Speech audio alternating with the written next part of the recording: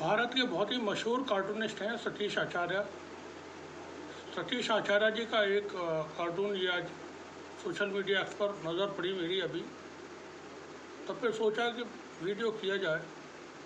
बहुत ही खूबसूरत है। यहाँ पर उन्होंने कंगना रनौत का स्केच बनाया है। उस पर लिखते हैं 2 स्केच हैं, एक में वो अलग कलर का बैकग्राउंड है, दूसरे में केसरी बैकग्राउंड है। एक में उनका मुंह खुला हुआ है और दूसरे में उनके मुंह पे टेप लगा हुआ है। वी गॉट फ्रीडम इन 2014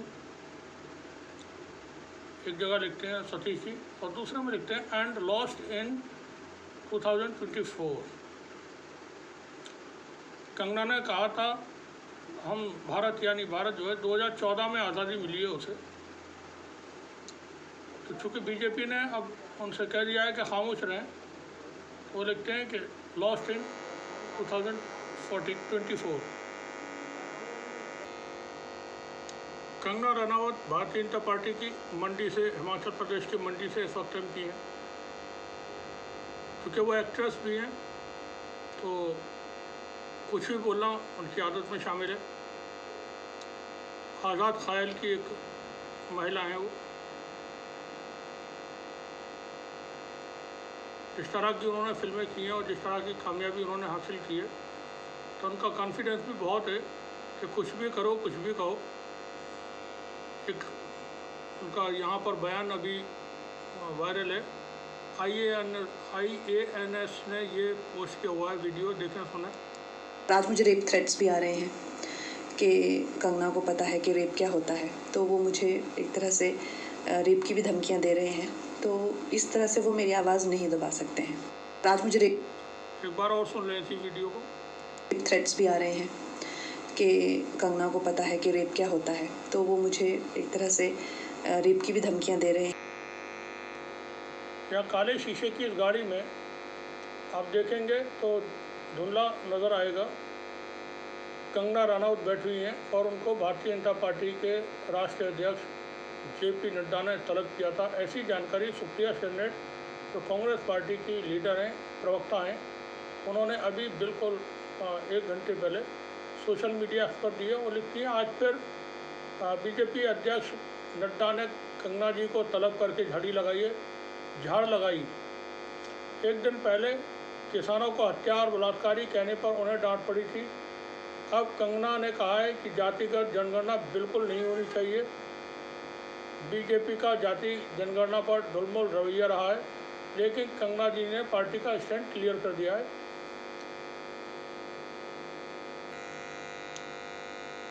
इस बयान पर कंगना के काफ़ी हंगामा मचा था जब कंगना ने किसान आंदोलन के दौरान जो मौतें हुई थी और उस पर उसने बहुत उल्टे सीधे नाक बयान दिया 2 दिन पहले। इसके बाद भारतीय जनता पार्टी ने कंगना के बयान से अपने आप को अलग कर लिया और कहा कि वो उनके निजी बयान है और बीजेपी का इससे कोई ताल्लुक नहीं है। भास्कर ने कंगना के एक बयान पर पूरा एक यहाँ पर लेख छपा जो हम आपको दिखा रहे हैं। किसान आंदोलन में रेप हो रहे थे, ऐसा कंगना रनावत ने कहा। मारकर लाशें टांग रहे थे, यानी किसान खुद ही अपने लोगों को मारकर उनकी लाशें टांग देते थे। ये बात कंगना ने कही किसान आंदोलन के दौरान। यहाँ किसान यूनियन के लोगों के बयान आप यहाँ देखेंगे तो उसमें ये हमारे जख्मों पर नमक लगाना है किसान मोर्चा, और नीचे फिर दूसरे किसान नेताओं के बयान भी इसी लेख में जो भास्कर ने पब्लिश किया है उसमें मौजूद है।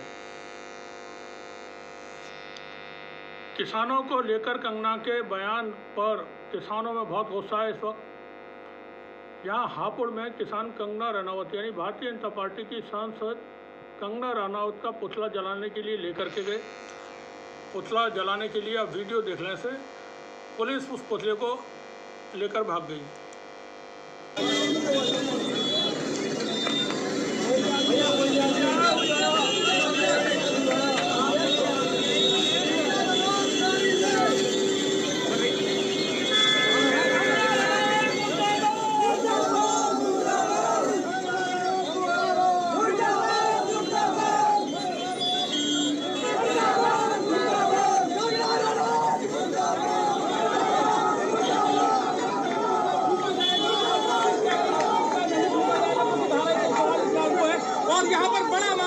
पर देखने को मिल रहा है, जहां पर कंगना रनौत का पुतला फूंकने की कोशिश की जा रही है। किसान संगठन यहाँ पर आप देख रहे हैं, एक तरफ उस पुतले को किसान थामे हुए हैं, दूसरी तरफ पुलिस छीनने की कोशिश कर रही है और छीन लेती है।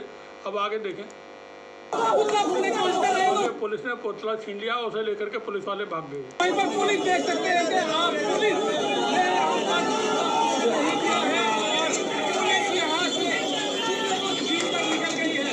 यहाँ पर सोचा रहा था कि बच्चा इधर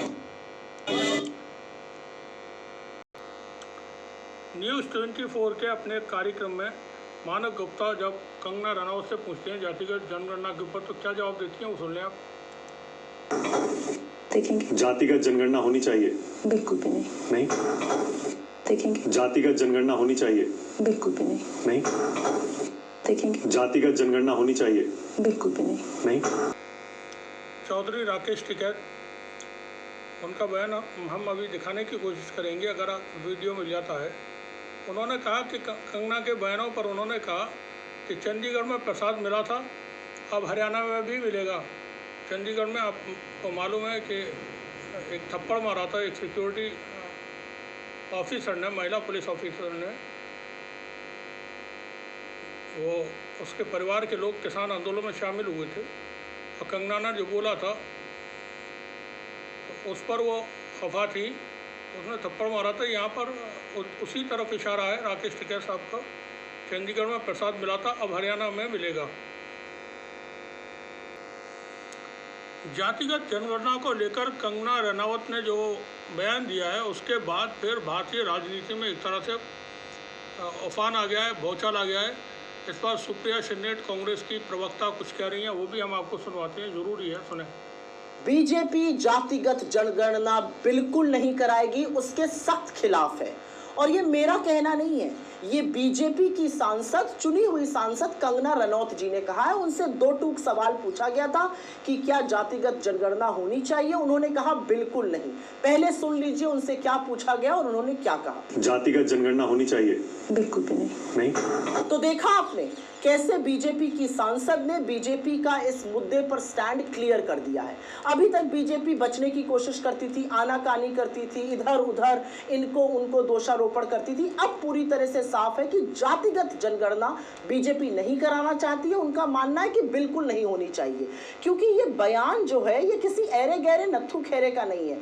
ये बयान बीजेपी की एक चुनी हुई सांसद का है और उन सांसद का है जिन्होंने अभी 24 घंटे से भी कम में बीजेपी के अध्यक्ष से मुलाकात की। आपको याद होगा कि इन्होंने किसानों को बलात्कारी और हत्यारा कह दिया था। हरियाणा चुनाव सर पे है, इनको तलब किया गया था। ये जेपी नड्डा से अभी अभी मिलकर आ रही हैं और उसके बाद ये कह रही है कि जातिगत जनगणना बिल्कुल नहीं होनी चाहिए। तो इसको बीजेपी का अधिकृत स्टैंड क्यों ना माना जाए। असलियत तो यह है कि बीजेपी ने शोषितों, वंचितों, आदिवासियों, दलितों, पिछड़ों के खिलाफ हमेशा साजिश करी है। वो रिजर्वेशन के भी खिलाफ है, वो संविधान को भी बदलना चाहते थे और ये बात उन्होंने लोकसभा के चुनावों में बार बार कही। अब सवाल ये है, और पहला सवाल है, कि क्या जातिगत जनगणना की मुखालिफत बीजेपी का अधिकृत स्टैंड है? क्या बीजेपी उसके खिलाफ है? क्योंकि आपकी सांसद कह रही है बिल्कुल नहीं होनी चाहिए। दूसरा,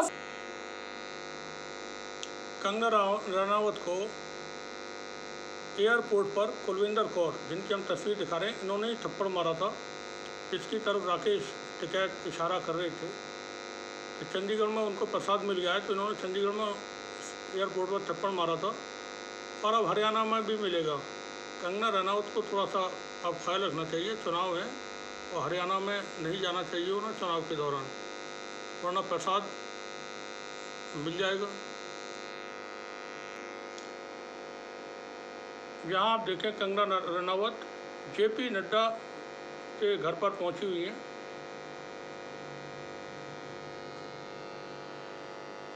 कोर कमेटी की, Bharatiya Janata party core committee की मीटिंग है, उसमें इनको तलब किया गया था इनके बयानों को लेकर के। जाने माने किसान नेता हैं, इनको सुने कंगना को लेकर के क्या करें। मैं सरवण सिंह पंदेर इस समय शंभू मोर्चे से बोल रहा हूं, जो भाजपा के पार्टी ने नेशनल लेवल पर कंगना रनौत जी के बयान से किनारा कर लिया है। लेकिन भाजपा की एमपी है कंगना रनौत, तो उसके ऊपर जाब्ता कार्रवाई होनी चाहिए। अगर भाजपा यह मानती है कि ये बयान उचित नहीं है, गलत दिया गया बयान है, तो उनके ऊपर पार्टी को जाब्ता कार्रवाई करनी चाहिए और उन्हें बोलना चाहिए पार्टी को कि कंगना रनौत इस बयान के ऊपर खुद माफी मांगे और कंगना रनौत जी को माफी मांगनी चाहिए। इस तरह से 2019 में प्रज्ञा ठाकुर भोपाल से सांसद बनी थी। प्रधानमंत्री मोदी ने उन्हें माफ़ नहीं किया। उम्मीद हम यही करते हैं कि वो कंगना रनौत को भी माफ़ नहीं करेंगे। प्रधानमंत्री मोदी बहुत सख्ती बरतते हैं ऐसे लोगों पर जो कुछ उल्टा सीधा करते हैं, पार्टी के खिलाफ करते हैं। प्रज्ञा ठाकुर का नाम याद है ना, प्रज्ञा ठाकुर, जिनके ऊपर आतंकवाद के तमाम आरोप हैं। कंगना रनौत तो हर माननीय सांसद हैं और सांसद प्रज्ञा ठाकुर भी थी, भोपाल से सांसद हो गई थी वो। उम्मीद है कि कंगना को माफ़ नहीं करेंगे प्रधानमंत्री मोदी। वो यहाँ होते हुए भी देर नहीं लगनी थी। अगर तो जो बांग्लादेश में हुआ ना, वो यहाँ होते हुए भी देर नहीं लगनी थी। अगर हमारे इतने शीर्ष नेतृत्व जो हमारे इतने सशक्त नहीं होते, यहाँ पे जो फार्मर्स प्रोटेस्ट हुए, वहाँ पे लाशें लटकी थी, वहाँ पे रेप हो रहे थे, और जब वो किसानों के हितकारी बिल जो वापस लिए गए थे, तो पूरा देश जो है वो चौंक गया था। और वो किसान आज भी वहाँ बैठे, उन्होंने कभी सोचा ही नहीं ये बिल वापस होगा। वो बड़ी लंबी प्लानिंग थी, जैसे बांग्लादेश में हुई। तो इस तरह के षड्यंत्र, और आपको क्या लगता है किसानों, चाइना, अमेरिका, इस तरह की जो विदेशी जो शक्तियां हैं वो यहाँ काम कर रही हैं। और ये फिल्मी लोग हैं, इनको लगता है कि इनकी ये दुकान चलती रहेगी अगर देश चाहे जाए भाड़ में। ऐसा नहीं होता है। देश अगर भाड़ में जाएगा तो आप भी साथ में भाड़ में जाएंगे। ये बात जो है इनको रोज रिमाइंड करानी चाहिए। पर खैर, जितनी इनकी बुद्धि है उतनी इनकी करतूते भी है। तो प्रसाद सबको मिलेगा, राकेश टिकैत कर रहे हैं, सुन लें उन्हें भी।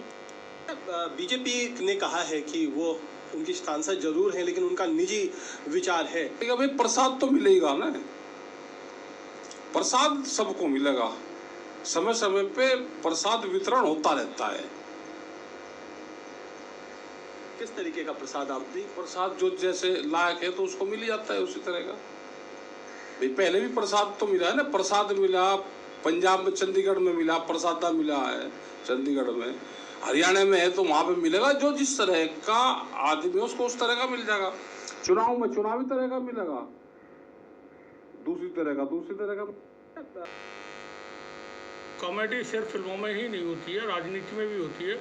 अगर आप हंसे मुस्कुराए नहीं है तो ये वीडियो थोड़ा सा सुन लें और देख लें और थोड़ा और मुस्कुराएं।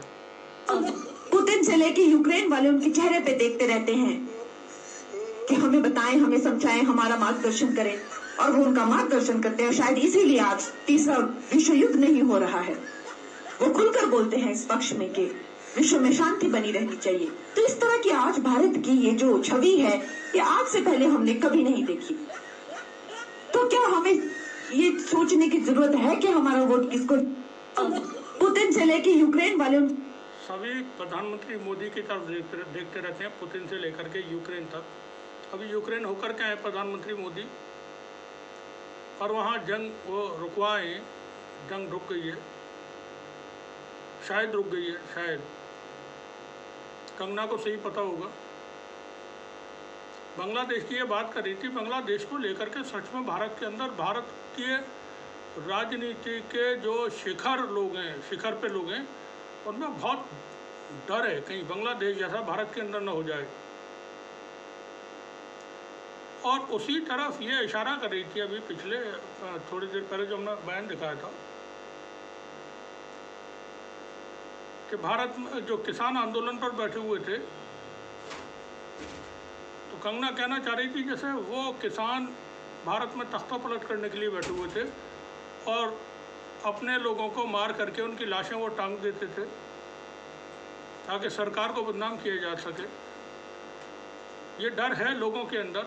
भारतीय जनता पार्टी के अंदर यूक्रेन जो गए थे भारत के प्रधानमंत्री मोदी, तो यूक्रेन के ज़रिए वो वेस्ट को और अमेरिका को ये पैगाम देने के लिए गए थे कि माई बाप या वो जो बड़े मियाँ हैं अमेरिकी राष्ट्रपति, जो जनवरी तक तो हैं कम से कम, हमारे साथ आप रहम करें और शेख हसीना वाजिद जैसा मामला हमारे साथ न करें। हम तो आपके अपने हैं, शेख हसीना भी आपकी अपनी थी, हमारी बड़ी करीबी दोस्त थी। आपने उनके साथ जो किया वो हमारे साथ न करें। यूक्रेन के ज़रिए वेस्ट को और अमेरिका को ये कहने के लिए भारत के प्रधानमंत्री गए थे, न वो जंग रुकवा सकते हैं। वो बांग्लादेश में शेख हसीना को नहीं बचा सके। नेपाल भारत की ज़मीन घेर के बैठा हुआ है, चीन भारत की ज़मीन घेर के बैठा हुआ है, उससे वो वापस कुछ नहीं ले सके अभी तक। तो यूक्रेन और फ़लस्तीन में जो जंग चल रही है वो तो बहुत बड़े मामले हैं और उसमें प्लेयर्स बहुत बड़े बड़े शामिल हैं। वहाँ मोदी को कोई स्पेस नहीं मिलेगी। अब ये कंगना का अपना स्टाइल है और जितना वो पढ़ी लिखी हैं, उनका जितना ज्ञान है, बहुत विद्वान है, ये बहुत ज़्यादा काबिल, बहुत ज़्यादा पढ़ी लिखी महिलाएं हैं, तो उसी हिसाब से ये बात करती हैं। जानकारियाँ इनको बहुत हैं, पूरी दुनिया में इन्होंने ट्रैवल किया हुआ है। एक्ट्रेस हैं, बड़ी एक्ट्रेस हैं। अब इनको जल्दी ही एक राष्ट्रीय पुरस्कार और मिल जाएगा। इनकी फिल्म आ रही है इमरजेंसी, इसके ऊपर। यही अब तक की एक खबर थी कंगना रनावत को लेकर के, जो हमने सोचा आपको दिखाएं। 2014 में भारत आज़ाद हुआ था और 2024 में बोलती बंद।